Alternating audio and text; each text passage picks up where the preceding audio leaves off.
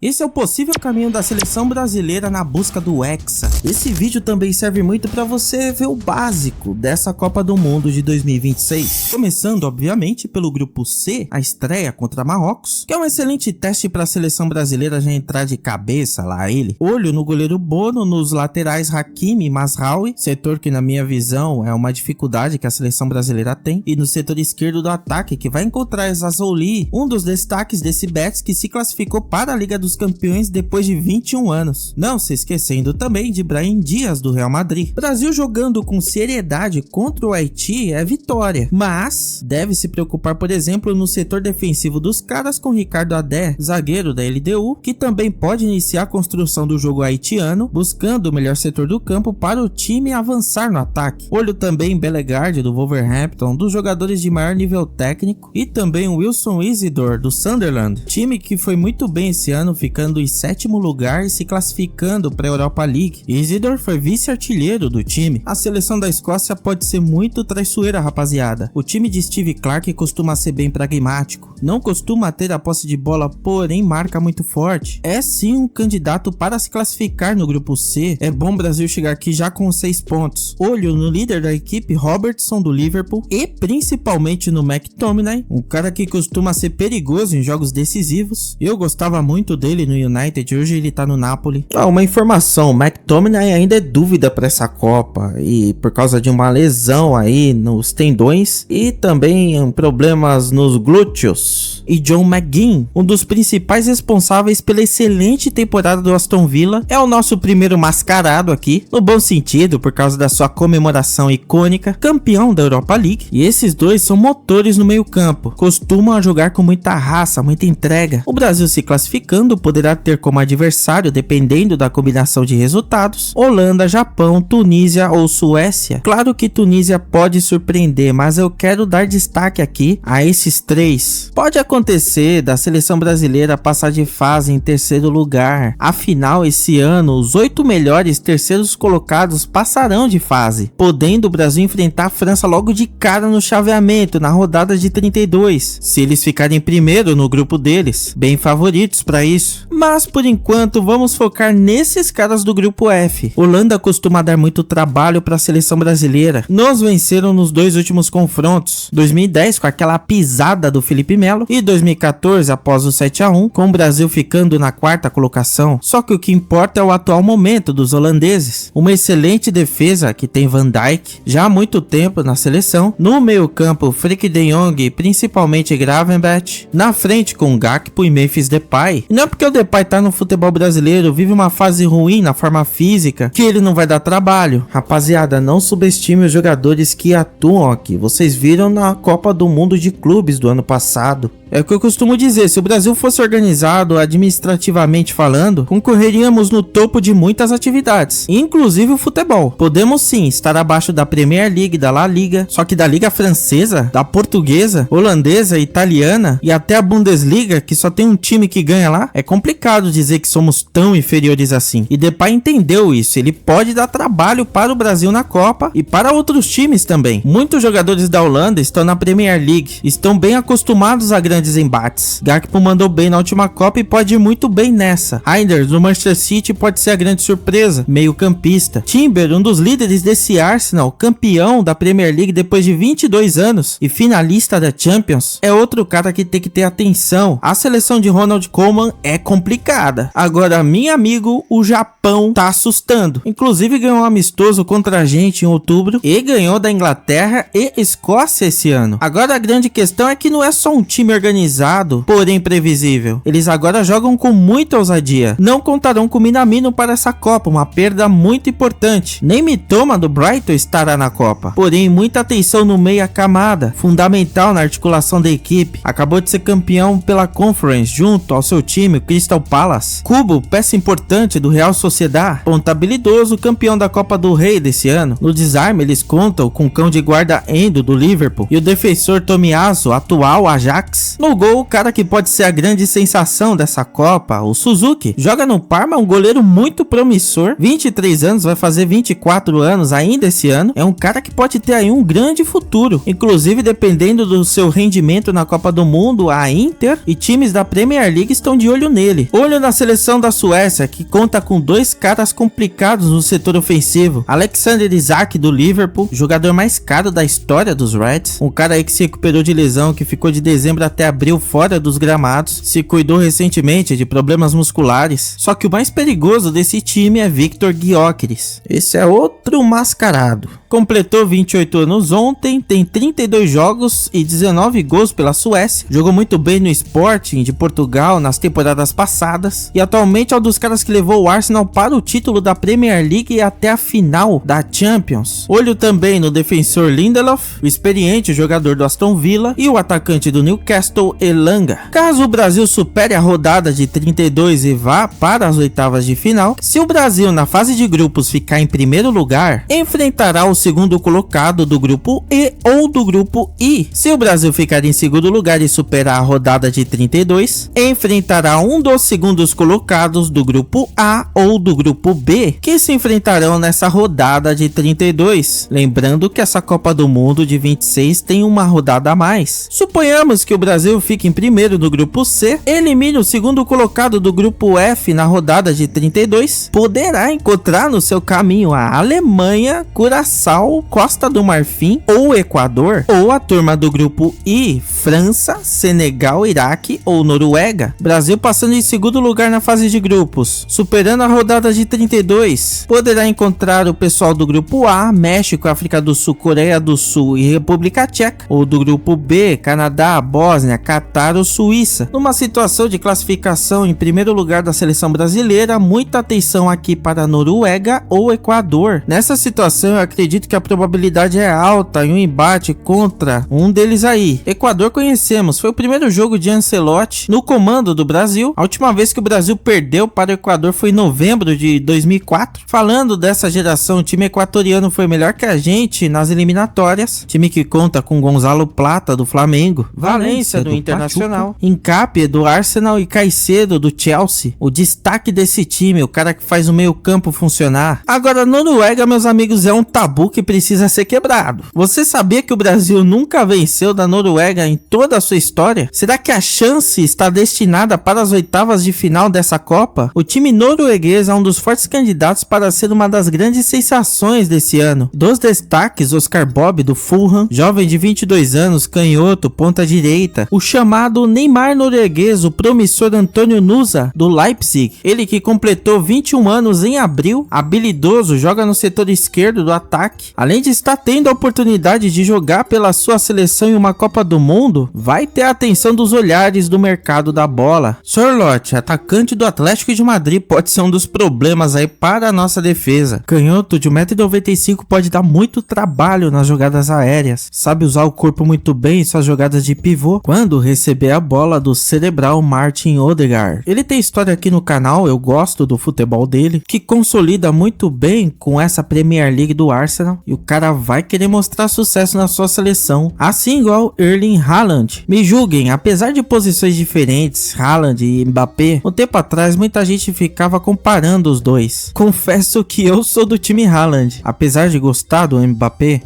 até gosto do Espanta Champions, mas ele é conhecido como general, né? Mas apesar disso, eu gosto dele. Só que a grande questão é que muita gente subestima o Majin Buu. O cara é extremamente goleador. Esse monstro fez 16 gols em 8 jogos das eliminatórias para essa Copa do Mundo. Com certeza vai ser um problema para nós em um possível embate. Agora, naquele cenário do Brasil passando em segundo lugar no seu grupo, enfrentando na fase seguinte o primeiro lugar do grupo F e vencendo, poderá sim encontrar um dos países sedes, México ou Canadá, podendo encontrar aí o goleiro Ochoa novamente, pelo amor de Deus. O México poderia gerar muita dificuldade, já que nessa partida, que pode acontecer, seria em Houston, no Texas, ali do lado dos caras. E o México anos atrás tinha uma evolução no futebol muito legal, só que muitas coisas aconteceram por lá. A Liga Mexicana era para ser gigantesca, só que crises entre a Federação Mexicana contra os clubes, preços exorbitantes na hora de negociar seus jovens talentos com clubes europeus, o narco assolando a sociedade, inclusive o futebol, acabou com os caras. Pra você ver que esse problema devasta o esporte. Enfim, era pra ser uma seleção muito mais poderosa. Já o Canadá, você vai poder encontrar o lateral Alphonso Davies, o atacante da Juve, Jonathan David, e o cérebro da equipe, Stephen Eustáquio, que hoje tá no Los Angeles, um dos times mais estilosos do mundo, na minha opinião. Mas apesar de ele estar no Los Angeles, ele pertence ao Porto, é empréstimo. Nesse mesmo cenário, nas quartas de final, o Brasil poderia pegar a Alemanha ou França. Porém, eu prefiro pensar no primeiro cenário, naquele que o Brasil passasse em primeiro lugar na fase de grupos, na fase seguinte enfrentasse o segundo colocado do grupo F e depois o vencedor do segundo colocado do grupo E contra o segundo do grupo I, e o possível adversário nisso aí seria a Inglaterra, pelas quartas da Copa do Mundo. Já pensou? Os ingleses têm uma fama de pipoqueiros, realmente é um time excelente, mas precisa mostrar isso em campo. O nosso último encontro, o Endrick deu papo, só que agora a convocação do Tuchel foi diferente, não teve Foden, Palmer ou Alexander-Arnold, por exemplo, mas continua com Bellingham e Declan Rice, e acho que o meio campo fica bem forte com Kobbie Mainoo. Aí você pode falar: ah, Felipe, você tá puxando sardinha para o seu Manchester United, mas eu gosto do futebol do Mainoo, só que nesse time também você vai ver o Eze, e acredito que vai ter um meio campista mais perigoso até que o Bellingham. Morgan Rogers se mostrou um grande quebrador de linhas na Europa League com o Aston Villa, junto lá com o McGinn, o cara sabia encontrar espaços, fundamental para essa campanha do Villa. E na Inglaterra ele vai encontrar o seu parceiro de clube também, Ollie Watkins. Eles assustaram um bom tempo nessa temporada na Premier League. Watkins, goleador nato, que vai ter como parceiro de ataque nessa Copa o campeão da Premier League, Bukayo Saka, e o jovem de 24 anos, Madueke, além do campeão da La Liga junto ao Barcelona, Marcus Rashford, e o mais brabo de todos, Harry Kane, artilheiro nato. O nome dessa seleção inglesa: o maior artilheiro da história da seleção da Inglaterra. Caso o Brasil passe da Inglaterra, vá para as semifinais, existem altas chances da gente encontrar ou Argentina ou Portugal. Cara, você sabe o que isso significa? Que existem grandes chances da gente assistir Portugal contra a Argentina nas quartas de finais dessa Copa do Mundo. Você ainda não entendeu? Deixa eu te explicar. É Messi contra Cristiano Ronaldo em uma última dança lendária. E além disso, poderíamos ver o vencedor desse confronto enfrentando o Brasil com o Neymar. Eu torço demais para esse momento porque esses três merecem. Seria um baita de um presente depois de uma década apreciando o futebol deles. Na Argentina terá a ausência de Paulo Dybala, por exemplo. Teríamos três mascarados na Copa, mas não rolou. Porém, poderemos ver Flaco Lopes, o palmeirense, foi convocado. Novas caras, tipo Nico Paz, do Como, Valentim Barco, do Estrasburgo, e o filhote de Simeone, do Atlético de Madrid, fazem parte da renovação da seleção dos hermanos. Além disso, vamos encontrar o perigosíssimo Julián Álvares, que até o momento está quase fechado com o Barcelona. Lautaro Martínez, da Inter. O ataque argentino realmente é complicado, mas o meio campo também muito bom, com Depou, Enzo Fernandes, Paredes, o McAllister do Liverpool. Vamos ver Lo Celso do Betis e Palacios do Bayer Leverkusen. Acredito eu que a primeira linha, a defensiva dos argentinos, é o calcanhar de Aquiles deles. Lá você vai poder encontrar Otamendi, Lisandro Martinez, o defensor lateral esquerdo Nicolas Tagliafico. Só que o cara da defesa deles está no gol, Dibu Martinez. Na real, ele foi o grande herói da última Copa. Acabou com a mente dos franceses. Sem contar que, obviamente, lá na frente você vai ter Lionel Messi. E você vai pensar, ele tá velho. Só que ele continua sendo o Messi. E um torneio de tiro curto que nem esse, vai dar pro cara. Lá ele. E nessa última dança, nessa Copa do Mundo, cara, ele vai querer aproveitar até a última gota. Claro, ele é competidor, ele vai querer ser campeão. Todos querem. Você quer. Só que essa Copa do Mundo vai ter um objetivo diferente, de aproveitar até o último segundo. Terão muitos outros objetivos também, que o espetacular técnico Lionel Scaloni, por exemplo, já está fazendo. A renovação para a próxima geração, onde o técnico da seleção portuguesa, Roberto Martinez, buscou o equilíbrio dos jovens com a velha guarda, com uma convocação bem agressiva. No gol você já tem o bom goleiro do Porto, Diogo Costa. Nas laterais vai ter Diogo Dalot, Matheus Nunes, João Cancelo, Nuno Mendes. Acho que hoje o Nuno é o melhor lateral do mundo. A zaga contará com a liderança liderança de Rubem Dias, o meio campo com baita cão de guarda João Neves, o Vitinha, e eu puxo o sardinha pra ele mesmo que ele tá no meu time, Bruno Fernandes. Eu sou muito fã do futebol desse cara, tem um futebol classudo, muito elegante, cara, toque de bola refinado, o agressivo Bernardo Silva do City, o cara vai pra cima mesmo, vai pro ataque, que você vai encontrar o João Félix, que está no Al Nassr, o perigosíssimo Pedro Neto do Chelsea, outro cara muito complicado de disputar, o Rafael Leão. Vamos ver Gonçalo Ramos, que vai fazer aniversário durante a Copa. E claro, né, meus amigos, o homem, ele mesmo, Cristiano Ronaldo, com 41 anos de idade, continua com condições de voar literalmente. Maior artilheiro de Portugal, maior artilheiro de seleções, tá aí pra bater recordes. Eu fico emocionado de falar desse cara, mano. Pode zoar, pode dar risada, só que pra mim o Cristiano vai além do futebol. Ele é a representação do que muitos considerariam do julgado, do derrotado, só que se esforçou, não deu ouvidos para as pessoas, e sim para seus instintos, e venceu muito por causa da sua mentalidade absurda. Agora, naquele cenário que o Brasil passasse na segunda posição do seu grupo, a possibilidade de pegar Croácia, um revanche aí, em uma possível semifinal, é muito grande também. Seleção que ainda conta com Modric, que vai fazer a sua última dança, um cara histórico que ajudou a eliminar o Brasil na última Copa e ajudar a fazer a Croácia ir até a final da Copa de 18. Time que vai contar também com o goleiro Livakovic, a experiência de Kovacic e também o Vardiol. Existe também a possibilidade nesse cenário de uma revanche na semifinal contra a Bélgica. Time comandado por Rudi Garcia vai ter Courtois na Copa. Cara, esse goleiro é surreal. Kevin De Bruyne, que hoje tá no Napoli, também vai jogar. Vai ser sua última Copa do Mundo. O homem não vai querer fazer feio. O experiente Lukaku, que também vai pra festa. O perigoso Doku, lá ele, esse vídeo é cheio de lá ele, né?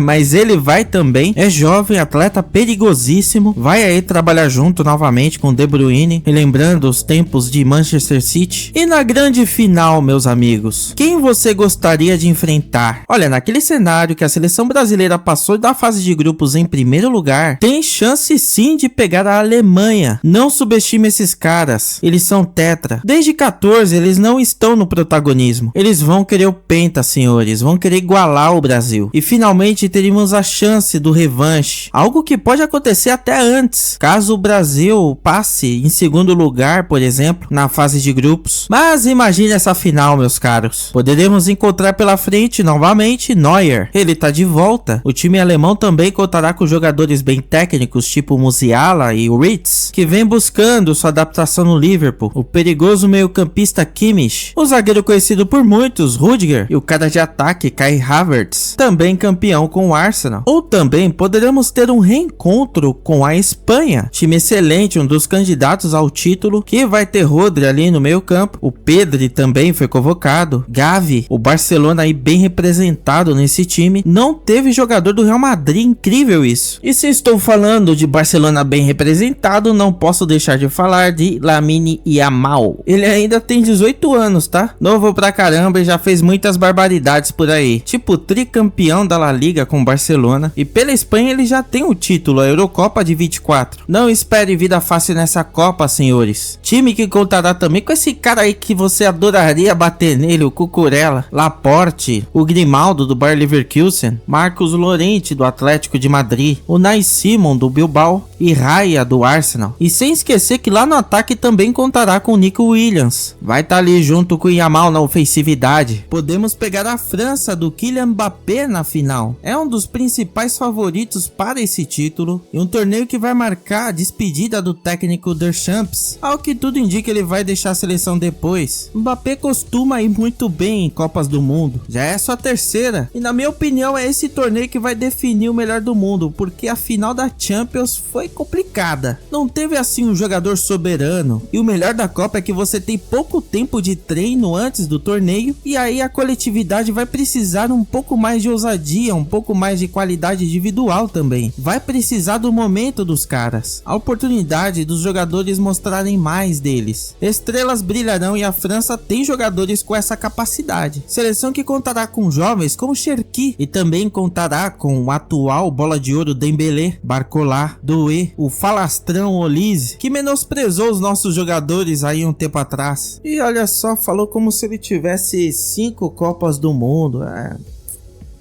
Tá doido. Kanté também estará nesse time, igual o Tchouaméni, seleção que também contará com Digne, Lucas e Theo Hernandes, Konaté e Upamecano, não esquecendo do Maignan, é um bom goleiro. A França tá toda equipada, meus amigos. Será que a nossa amarela vai conseguir superar todos esses adversários? O momento agora é de virar a chave. Conquistamos 5 Copas, as 2 últimas vieram em um mar de descrenças. 94, que nem hoje estávamos em um tabu de 24 anos. E a trágica perda de um herói nacional foi um combustível para o tão criticado Dunga levantar a taça, com a dupla Bebeto e Romário virando sinônimo de entrosamento. Tafarel é o primeiro goleiro da história que levantou uma taça após defender pelo menos um pênalti em uma final. E um garoto estava ali quieto no banco de reservas, olhando tudo, aprendendo com os mais velhos. 4 anos depois ele deu um susto na concentração e logo depois aconteceu uma tristeza na França. E após essa Copa, outro susto que quase interrompeu sua carreira. Veio 2002 e o desconfiômetro do brasileiro estava alto. Ronaldo tinha se recuperado, mas estava voltando. E para quem não lembra, Rivaldo também estava com dores. Era uma preocupação a ponto de não participarem da Copa do Mundo. Mas ali no Japão e na Coreia foram protagonistas, com uma pequena ajuda de um jovem bruxo. Pequena ajuda o caramba, irmão. Aquele gol contra a Inglaterra foi bruxaria. 24 anos depois estamos aqui, com o mesmo tabu de 94, com a mesma desconfiança física em um craque, que é ridicularizado por muitos de seus próprios conterrâneos, tratado que nem bandido. Só que na verdade é uma minoria barulhenta e um carinho silencioso que foi manifestado, e foi preciso apenas Ancelotti falar o seu nome, e o brasileiro, que não é invejoso, gritou, ficou feliz. O elenco está abraçando ele. Felipão deu a letra, é preciso união. Que tal abraçarmos também? Se você é brasileiro e gosta de futebol, o momento agora é de reagir, torcer. Eis a nossa amarela, respeitada, tão amada, e quando subestimada, minha amigo, coisas acontecem. E ainda assim a história não se repete apenas por aí. Se há outros motivos para torcer, existem os cães famintos, jogadores com vontade de provar seus valores, mesmo não estando no topo nem no favoritismo da própria seleção. Endrick, Igor, Thiago, Luiz Henrique, com gosto de jogarem pela amarela, Danilo, dentre outros que ainda não alcançaram seu auge, que pode aumentar ainda mais o poder financeiro, clubes do topo e principalmente nos trazer de volta ao topo do futebol mundial. Não posso esquecer do Ryan, um jovem que está sendo preparado para o futuro, mas que a gente torce para ser a grande surpresa da Copa. Todavia, não é só deles que ela precisa, mas ela também precisa de você. Vamos fazer parte dessa dança. Deixa aí seu like, compartilha o vídeo para quem gosta de futebol. Não esquece de curtir, dá um clique forte aí no joinha e faz um comentário aí, qualquer um, escreva Brasil. Se você estiver vendo pelo celular, deixa seu hype. Nos vemos no próximo vídeo e que Deus te abençoe, tamo junto.